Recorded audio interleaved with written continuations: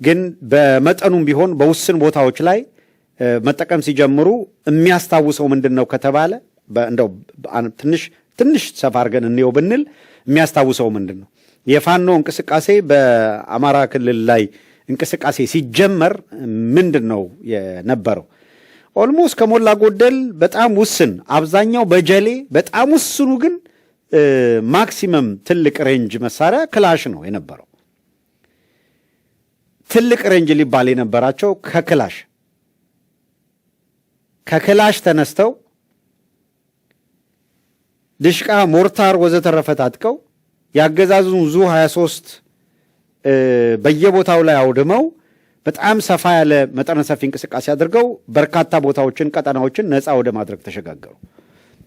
በዚሁ አጋጣሚ እንዲህ ባለ ከፍ ባለ እንቅስቃሴ ቀጥለው በዛሬው ዕለት በተለያየ መልኩ የዜና አውታሮች እንደተከታተላችሁት የአማራ ፋኖ ብሔራዊ ንቅናቄ የጎንደር ጠቅላይ ግዛት እዝ ከአማራ ፋኖ ብሔራዊ ንቅናቄ የምኒልክ እዝ ጋር በተቀናጀ ሁኔታ እነሱ በገለጹት መልኩ በተናበበና በተቀናጀ ሁኔታ በደቡብ ጎንደር የሚደረገውን እንቅስቃሴ በጎንደርም በቤተ አማራ ወሎም ያሉ የአፋብን መዋቅሮች ተናበው የአገዛዙን ኃይል መውጫና መግቢያ አሳጥተው በማስጨነቅ በጣም እጅግ ከፍተኛ ድል አስመዝግበው ጋይንት ነፋስ መውጫን አገዛዙ በብዙ አቅም የከፍተኛ የመከላከያ ኃይል በማንጋጋት ነበረ ነፃ የወጡ ቀጠናዎች ነፃ የወጣውን ቀጠና የነፋስ መውጫን ተመልሶ ለመቆጣጠር በቅቶ የነበረው በመልሶ ማጥቃት። አሁን አገዛዙ ከዛ አሽመድምደው አጥቅተው መልሰው ሲቆጣጠሩ ግን ከ4-5 በላይ የፓትሮሎች አገዛዙ የሚጠቀምባቸው እነዚህ ኮምቦይ ትልልቅ መኪናዎች ከነ መሳሪያዎቻቸው ከነ ሎጂስቲኮቻቸው ሙሉውን ነው አገዛዙ ተበትኖ ፈርጥጦ ለቆ የሄደው። እነሱ ሙሉውን ተቆጣጥረውታል። አሁን በዚህ በድሮን እንቅስቃሴ እንደምታዩት በቃ ተበታትኖ ሁላ አሁን ከላይ ነው ድሮኑ ራሱ ኢፌክቲቭሊ ያጠቃል። ራሱ ደግሞ እያንዳንዱን እንቅስቃሴውንም እየቀረጸ ነው እንደምትመለከቱት ራሱ ይቀርጻል። የድሮን ኢፌክቲቭነት ይሄ ምን ያህል ውጤታማ እንደሆነ ሴንተሩን ሌላ ጊዜ አስፈላጊ ከሆነ ቦታውን ስፔሲፊክ ባይጠቀስም ግን ይሄንን ድሮን የት ጋ ሳይሆን ቦታው ሳይሆን እንዴት ኦፕሬት እንደሚያደርጉትም አለ። እንዴት ኦፕሬት እንደሚያደርጉት አርበኛ መከታው ማሞ ራሱ እዛው ሴንተሩ ላይ ተገኝቶ የኦፕሬሽን ሂደት ሲመራ የሚያሳይ ምስሎችም አሉ። እነዚህ በተከታታይ ቀናት እንድታዩት ይሆናል። በሳተላይት ቴሌቪዥንም ጠቅላላ እንቅስቃሴውን የሚያሳዩ ቪዲዮዎች እናደርጋለን፣ ትመለከቱታላችሁ። ይሄን እንቅስቃሴ እያደረጉ እዚህ ደረጃ ለመድረስ ግን በጣም ከባድ የሚባል ሐስል አልፈዋል።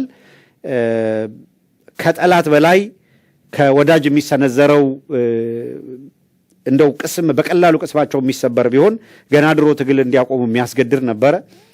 እንደምታውቁት አሉባልተኞች በቃ ማለቂያ የለውም። በየቀኑ የሚፈበረከው አሉባልታ ማለቂያ የለውም። በየቀኑ የሚዘራው ጥላቻ ማለቂያ የለውም። አውት ኦፍ ብሉ የሆነ ነገር ይፈጠርና ይነገራል። አሁን በእርግጥ ህዝባችን እንደ ከዚህ ቀደሙ አይደለም። በማዕበል የትም የሆነ ነገር በተባለበት ሁላ አጀብ እያለ መሄዱን ሰከን አድርጎ ትቶ የትጋ ትክክለኛ ነገር እሰማለሁ እያለ የሰከነ ማዳመጥ ጀምሯል። መናበቦችም አሉ። እነዚህ ጥሩ የሚያሳዩ ናቸው። በነገራችን ላይ በጣም ምንድነው ከመሳሳትና ለትግሉም ከመጠንቀቅ የተነሳ ነገሩን በጥንቃቄ ክሪቲሳይዝ የሚያደርጉ አካላት አሉ። እነዚህን የሚመለከት ነው ማለት አይደለም። ለምን እኔ ማናቸውም አካላት ለምን ክሪቲሳይዝ ታደርጋላችሁ፣ ለምን እንዲህ ትተቻላችሁ፣ ለምን ከሌ ይተቻል የሚባል ነገር የለም። መተቸት ያለበት ሁላ ሊተች ይችላል። ይሄ ሂደት ደግሞ በነገራችን ላይ የትላንትና ውጤት ማለት አይደለም።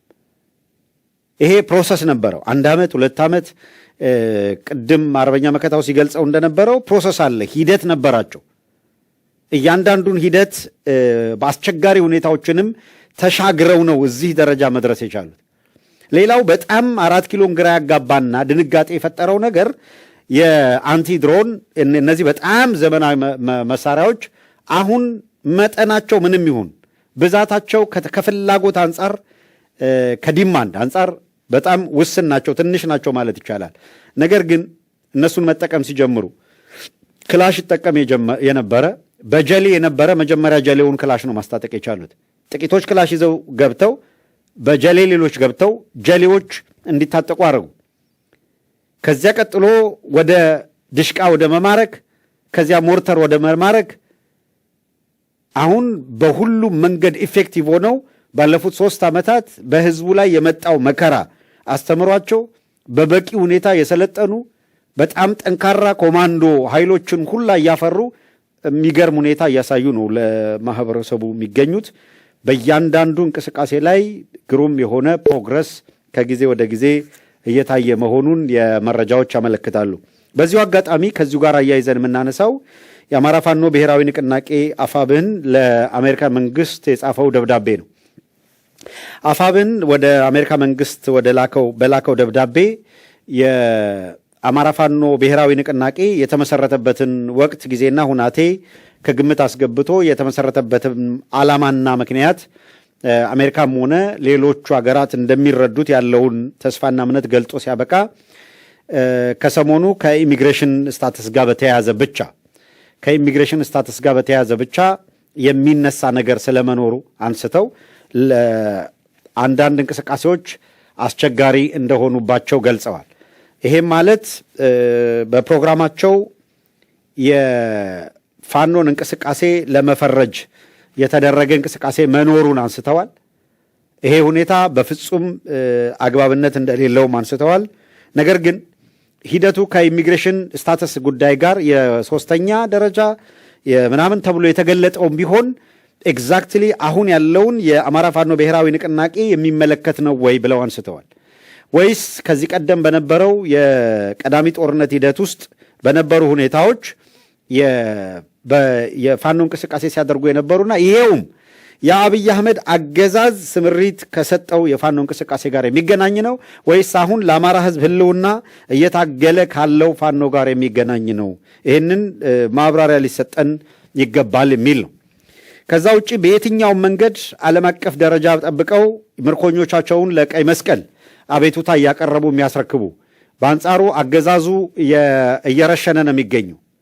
አገዛዙ እየረሸነ ባለበት፣ ሲቪሊያንን እያሳደደ እየገደለ ባለበት በዚህ ሁኔታ ውስጥ ምርኮኞችን በዓለም አቀፍ ስታንዳርድ ይዞ የሚያስረክብ አካል እንዴት በዚህ ደረጃ ሊጠራ ይችላል የሚል ነው። ከሆነ ማብራሪያ ነው እየጠየቁ ያሉት።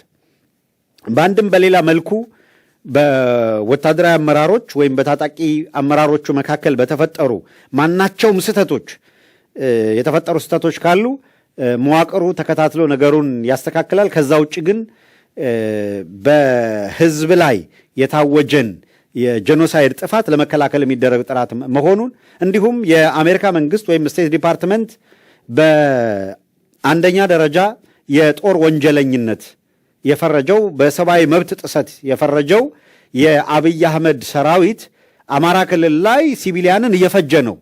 ስለዚህ እየታገልን ያለነው ነው ያቀረቡት። እየታገልን ያለነው የአማራን ህዝብ እየፈጀ ያለ በአሜሪካ መንግስት ደግሞ በጦር ወንጀለኝነትና በሰብአዊነት ላይ በሚፈጸም ወንጀል ተጠያቂ ተብሎ የተፈረጀ አካልን ነው እየታገልን ያለ ነው።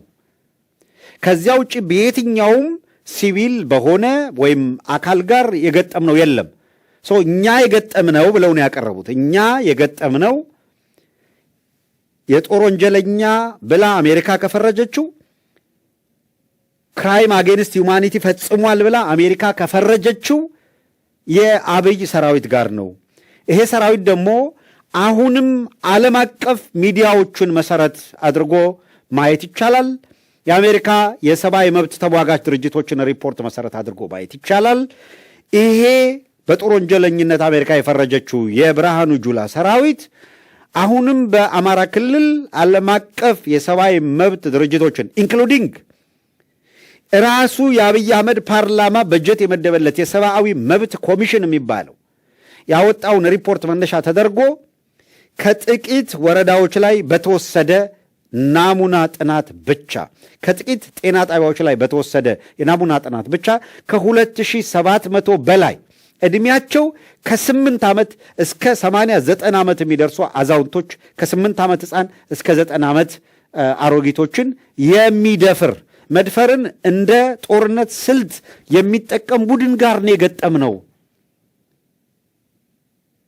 ከዚህ ቀደም አብይ አህመድ ሲቪሊያን ላይ ባደረሰው ጭፍጨፋ ተጠያቂው ይሄን አመራር እየሰጠ ያለ አብይ አህመድና በሂደት ውስጥ የተሳተፉ ካሉ በተሳትፏቸው ልክ ማንኛውም አካል ሊጠየቅ ይችላል። ነገር ግን የአማራ ፋኖ ብሔራዊ ንቅናቄ አፋብን ወይም ቀደም ሲል የነበሩት የአማራ ፋኖ ብሔራዊ ኃይል አፋብሃና የአማራ ፋኖ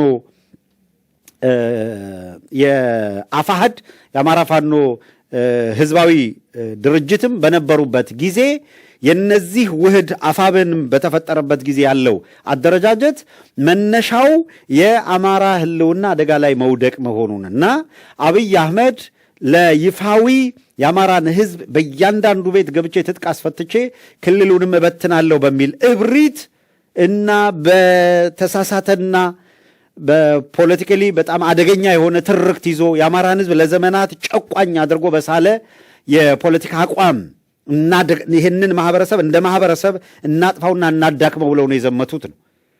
የአማራ ህዝብ በሙሉ አቅም ተነስቶ ራሱን ለመከላከል የሚያስገድደው ሁኔታ የተፈጠረው መጀመሪያ አስቀድሞ ዓለም